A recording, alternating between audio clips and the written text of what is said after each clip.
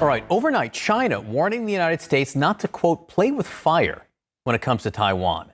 Tensions are rising after Secretary of State Antony Blinken said the U.S. is committed to defending the democratic self-governed island.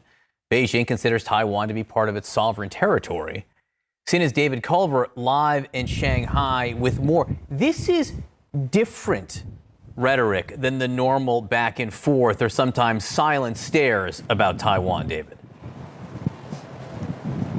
And John, it's not just rhetoric. At this point, it's becoming action, military action that we're starting to see in the form of exercises that the U.S. says when they're looking at how the Chinese are going forward with these naval and air exercises as being aggressive. This is happening about 500 miles off the coast from where we are here in Shanghai.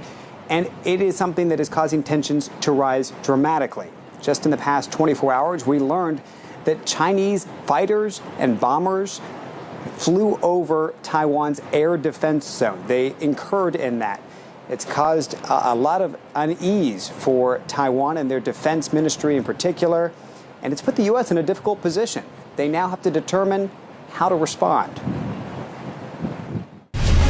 China is flexing its military might, releasing through state media a flood of dramatic video clips like these. They show Chinese naval exercises that U.S. officials say are aimed to intimidate the people of Taiwan. And what is a real concern to us is increasingly aggressive actions by the government in Beijing directed at Taiwan. Under the One China policy, the People's Republic of China and its ruling Communist Party consider Taiwan to be part of its sovereign territory. President Xi Jinping has vowed to never allow the self-governed democracy to become formally independent, and he will not rule out the use of force if necessary to take the island back. He's also signaling to the United States, we can prevent you from helping Taiwan.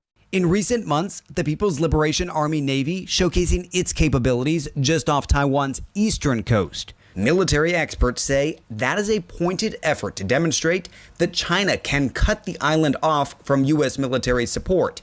From above, near daily occurrences of multiple PLA aircraft entering Taiwan's air defense zone from the west. A coordinated move that is alarming to some experts.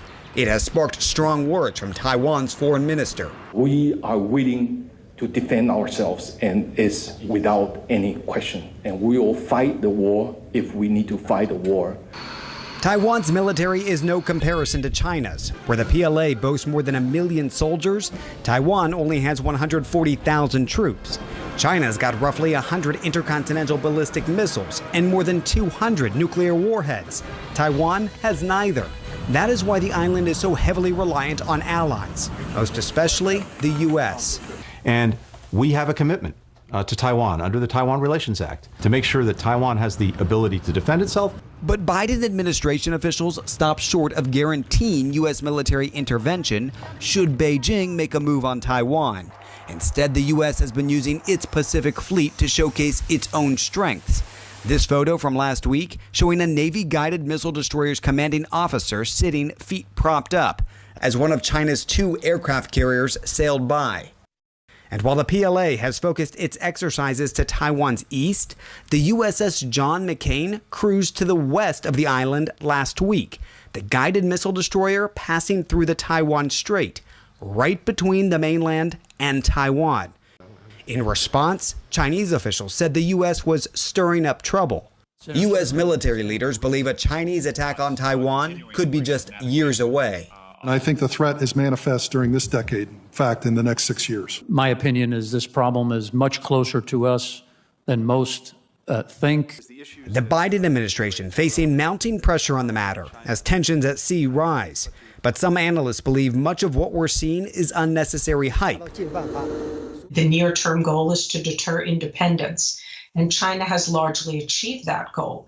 And I don't believe that the Chinese are likely to use force within the next few years. I think they do not want to pay the price. Whatever the intention, former Navy captain and U.S. intelligence officer Carl Schuster says China's messaging is clearly directed to a specific audience. They want the American people and the American government to see the cost of helping Taiwan as exceeding the benefits.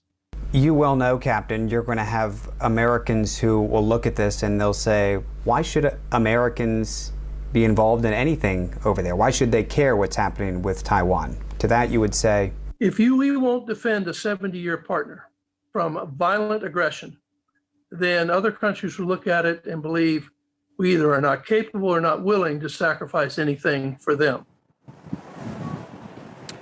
All right, David. So how is this affecting the other countries in the region? This goes well beyond the U.S. and China. For example, one of the U.S.'s largest allies here, Japan, has been scrambling jets regularly to try to likewise respond to some of the Chinese fighters and bombers that have also been going into Japanese's air defense zone.